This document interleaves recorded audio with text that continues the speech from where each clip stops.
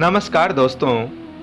कहानी सुनाने से पहले आपसे रिक्वेस्ट है, प्लीज़ वीडियो को लाइक ज़रूर करें। बनारस की गलियों में एक राम जानकी मंदिर है, जिसकी देख रेख मंदिर के पुजारी पंडित राम नारायण मिश्र के हाथों थी। मिश्र जी भी अपनी पूरी जिंदगी इस राम जानकी मंदिर को समर्पित कर चुके थे। संपत्ति के नाम पर उनके पास एक छोटा सा 2 कमरे का मकान और परिवार में उनकी पत्नी और विवाह योग्य बेटी कमला थी। मंदिर में जो भी दान आता वही पंडित जी और उनके परिवार के गुजारे का साधन था। बेटी विवाह योग्य हो गई थी और पंडित जी ने हर संभव कोशिश की, जो शायद हर बेटी का पिता करता, पर वही दान दहेज पे आकर बात रुक जाती। पंडित जी अब निराश हो चुके थे, सारे प्रयास करके हार चुके थे। एक दिन मंदिर में दोपहर के समय जब भीड़ न के बराबर होती है, उसी समय चुपचाप राम सीता की प्रतिमा के सामने आंखें बंद किए अपनी बेटी के भविष्य के बारे में सोचते हुए उनकी आंखों से आंसू बह जा रहे थे। तभी उनके कानों में एक आवाज आई, नमस्कार पंडित जी। झटके में आंखें खोली तो देखा सामने एक बुजुर्ग दंपत्ति हाथ जोड़े खड़े थे। पंडित जी ने बैठने का आग्रह किया। पंडित जी ने गौर किया कि वह वृद्ध दंपत्ति देखने में किसी अच्छे घर के लगते थे। दोनों के चेहरे पर एक सुंदर सी आभा झलक रही थी। पंडित जी, आपसे एक जरूरी बात करनी है। वृद्ध पुरुष की आवाज सुनकर पंडित जी की तंत्रा टूटी। हाँ हाँ, कहिए श्रीमान, पंडित जी ने कहा। उस वृद्ध आदमी ने कहा, पंडित जी, मेरा नाम विशंबर नाथ है। हम गुजरात से काशी दर्शन को आए हैं। हम निसंतान हैं। बहुत जगह मन्नतें मांगी, पर हमारे भाग्य में पुत्र पुत्री सुख तो जैसे लिखा ही नहीं था। बहुत सालों से हमने मन्नत मांगी हुई है कि एक गरीब कन्या का विवाह कराना है, कन्यादान करना है हम दोनों को, तभी इस जीवन को कोई सार्थक पड़ाव मिलेगा।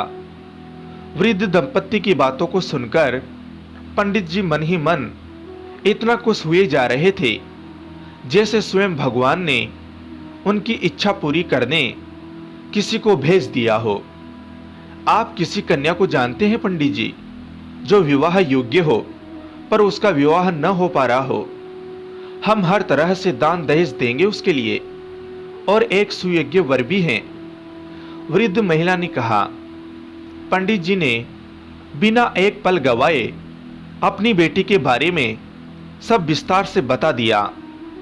वृद्ध दंपत्ति बहुत खुश हुए और बोले, आज से आपकी बेटी हमारी हुई। बस अब आपको उसकी चिंता करने की कोई जरूरत नहीं। उसका विवाह हम करेंगे।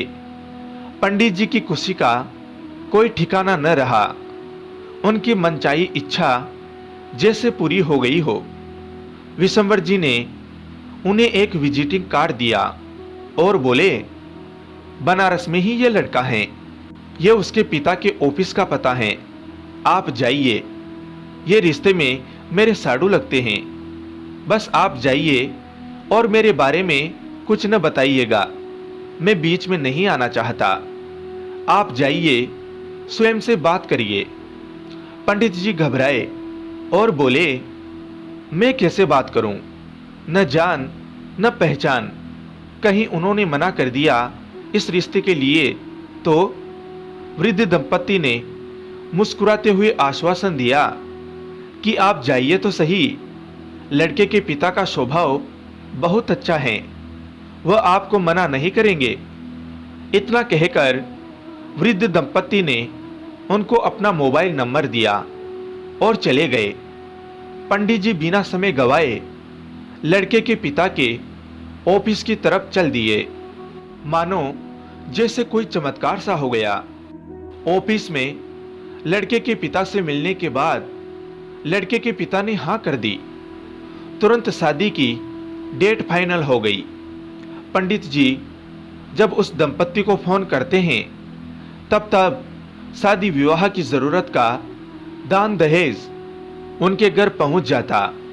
सारी बुकिंग, हर तरह का सहयोग बस पंडित जी के फोन कॉल करते ही उन तक पहुंचने लगते। अंततः धूमधाम से विवाह संपन्न हुआ। पंडित जी की लड़की कमला विदा होकर अपने ससुराल चली गई। पंडित जी ने राहत की सांस ली। पंडित जी अगले दिन मंदिर में बैठे उस वृद्ध दंपत्ति के बारे में सोच रहे थे कि कौन थे वो दंपत्ति जिन्होंने मेरी बेटी को अपना समझा। बस एक ही बार मुझसे मिले और मेरी सारी परेशानी हर लिए।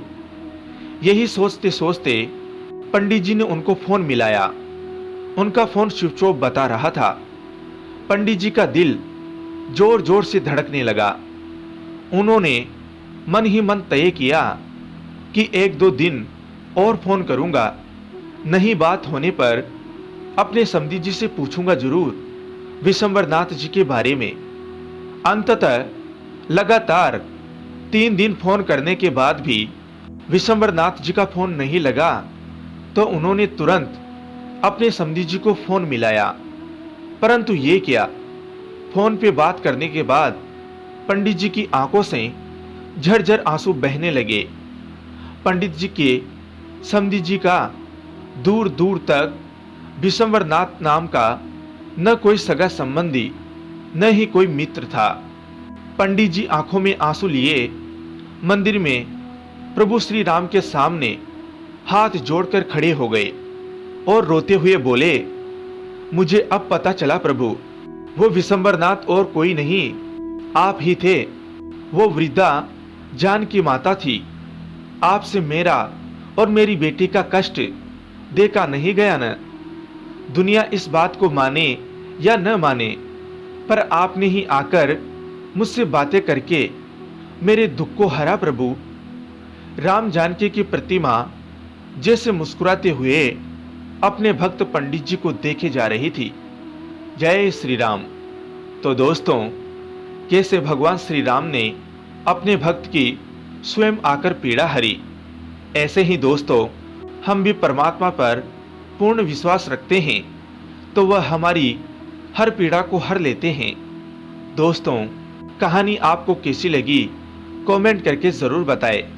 अभी तक वीडियो को लाइक नहीं किया हो तो प्लीज़ लाइक ज़रूर करें। चैनल को सब्सक्राइब कर घंटी को ज़रूर दबाएं।